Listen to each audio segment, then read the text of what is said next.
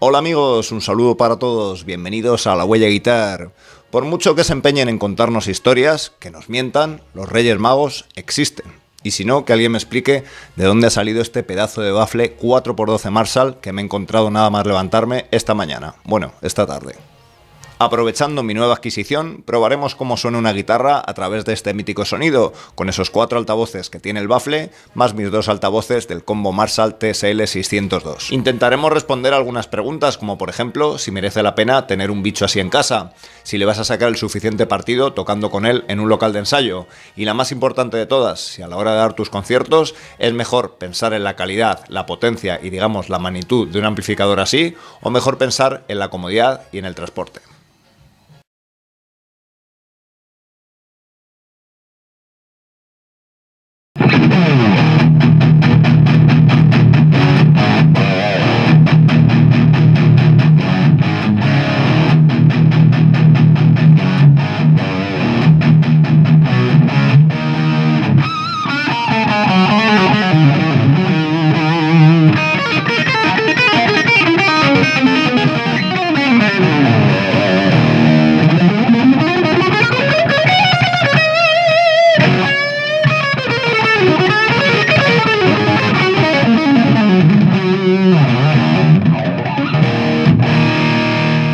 Bien, puede que el hecho de estar escuchando el sonido a través del micrófono, a través de la cámara, haga de él un sonido más estridente de lo que es. En realidad, en la habitación es todo lo contrario. Si escuchas a un lado, por ejemplo, el bafle con los 4 altavoces y el combo con los otros 2, escuchas un sonido con un montón de cuerpo que desde luego un combo de, por ejemplo, un altavoz no te va a dar nunca. Os voy a contar algunas anécdotas de mi, digamos, pasado comparando bafle cabezal con combos y intentamos sacar algunas conclusiones sobre las preguntas que antes nos hacíamos. La primera vez que escuché un amplificador con un bafle de 4 altavoces fue en un local de ensayo, en el local de ensayo de unos amigos, donde por supuesto podías poner el volumen todo lo alto que quisieras. Esa sensación de escuchar una guitarra con ese poderío, ese cuerpo en los graves, es algo que desde luego no tiene comparación, sobre todo si lo comparas por ejemplo a un combo de solo un altavoz. Es una sensación muy distinta. El primero que picó después de oír ese amplificador fue mi compañero de grupo, que se compró un JCM800, el bafle y el cabezal, un amplificador que teníamos que cargar con él cada vez que íbamos a ensayar. Íbamos a su casa, imagínate, un viernes a las 11, cargábamos con él, nos íbamos en coche en el 600 que tenía nuestra batería, metíamos el amplificador, nos íbamos con todo el equipo, ensayamos y como a las 4 o las 5 de la mañana volvíamos otra vez a tener que subir el amplificador a su casa. Desde luego todo un número que me hizo pensarme muy seriamente si merecía la pena el tener que andar cargando con un amplificador así. Años más tarde, después de llevar tiempo utilizando diferentes marcas de combos, al final me compré mi cabezal y bafle Marshall y aún recuerdo esa sensación, ¿no?, de en el local de ensayo, esa digamos amplitud en el sonido que te daban sus 4 altavoces. El problema vino cuando empezamos a dar nuestros conciertos, ya que el coche que yo tenía era solo un 3 puertas, con lo cual para poder meter el bafle en la parte de atrás me las veía y me las deseaba, ¿no? Eso sumado al resto de equipo que llevábamos. Cuando llegábamos allí al local y llegábamos a la prueba nos decían, normalmente los dueños del local dice, ¿pero dónde vas con esto? Porque claro, poníamos los 2 amplificadores en el escenario y si eran escenarios pequeños que apenas cabíamos ya nosotros y la batería, así que era complicado. Y por supuesto recuerdo lo que era el tener que andar cargando locales, por ejemplo, en los que había que andar subiendo escaleras a veces, era todo un tormento pues andar cargando con todos esos bafles. Años más tarde decidí volver a cambiar el modelo cabezal bafle por el del combo, precisamente el combo que tengo ahora, el TSL Marshall 602, en realidad con 2 altavoces que pesan un montón también. No es que digamos el asa sea lo más cómodo de llevar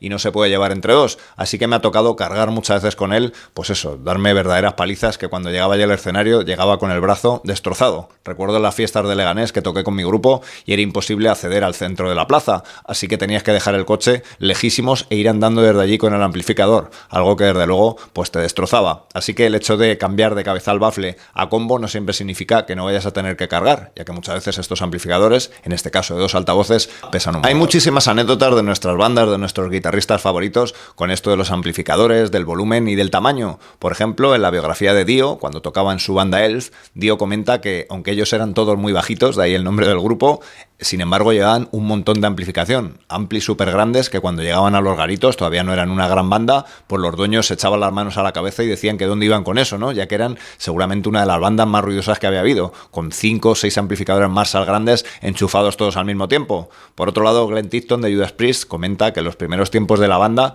cuando intentaban saturar el sonido de los Marshall antiguos, recordar que había que ponerlos a tope para que distorsionaran, pues el dueño del garito les decía que no podían tocar así, que tenían que bajar el sonido, así que no podían saturar de ninguna manera el amplificador y apenas tenían ese sustain para poder tocar. Siempre me imagino cómo serían esos primeros tiempos de Judas Priest intentando tocar temas como por ejemplo The Reaper o Victim of Changes con ese sonido pobre en distorsión. Una anécdota más y os doy mi opinión sobre los amplificadores grandes y los amplificadores pequeños, sus ventajas e inconvenientes.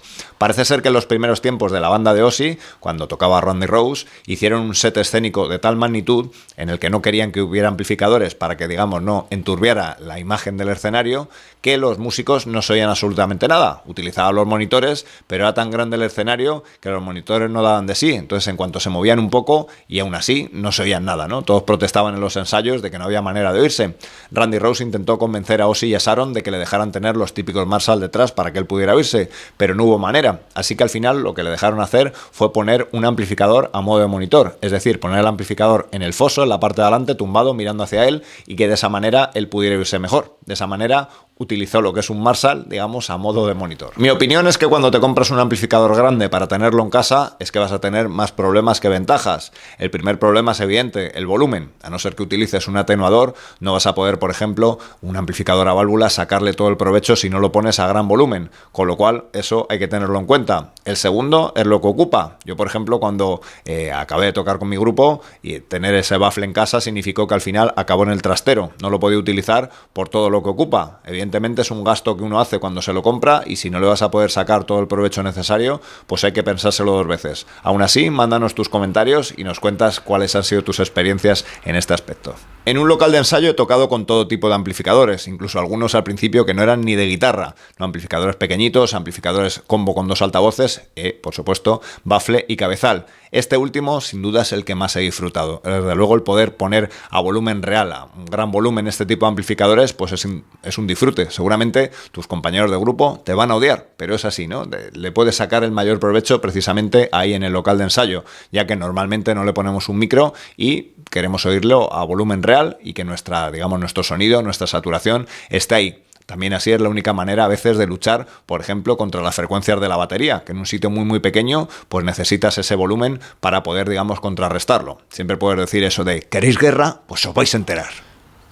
Para los conciertos es donde tengo más dudas. No hay nada más terrible que estar acostumbrado a un sonido, por ejemplo, en el local de ensayo. Imagínate que tienes un baffle y un cabezal, pero para ir a un concierto vas con un ampli pequeñito. Eso significa que no va a ser el sonido normalmente que tú utilizas. No vas a reconocer tu sonido y seguramente te va a inspirar y te va a motivar menos en el concierto. Es como cuando te dejan el equipo. No tienes que cargar, pero estás tocando con el amplificador del otro y seguramente no se corresponde a lo que tú estás acostumbrado a escuchar. Por otro lado, también hay que pensar que andar cargando siempre con gran cantidad de equipo para tocar en locales pequeños, pues muchas veces no tiene sentido. Si vas a llegar a una sala, te van a poner un micrófono en uno de los conos del amplificador, ¿para qué quieres llevarte 4 conos, no? Te llevas un combo de un altavoz y con eso te vale. Quiero decir que a veces hay que pensar también en la comodidad y en ser prácticos, el no andar cargando de más para dependiendo del sitio donde vayas a tocar. Si luego no va a ser necesario, digamos por el tamaño y por, digamos, como es la sala, si es una sala con posibilidades, pues a lo mejor no te hace falta tener que llevar